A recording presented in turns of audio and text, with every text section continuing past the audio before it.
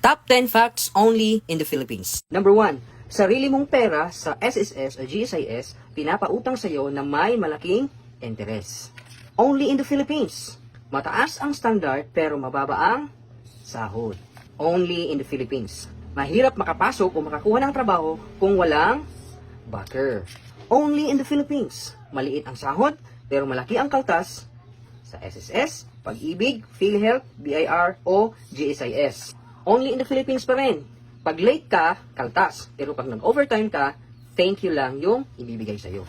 Only in the Philippines. Kasama sa requirements ang physical appearance, dapat maganda, guwapo, sexy o macho. Tapos meron pang age limit at height requirement.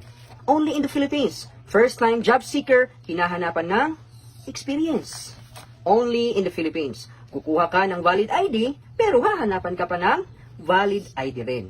Number 9, only in the Philippines. Pag magaling ka sa trabaho, dinadagdagan ka ng trabaho. Hindi dinadagdagan ang sweldo. At panghuli, only in the Philippines. Presyo ng mga bilihin ay mataas. Ngunit ang sahod ay di tumataas.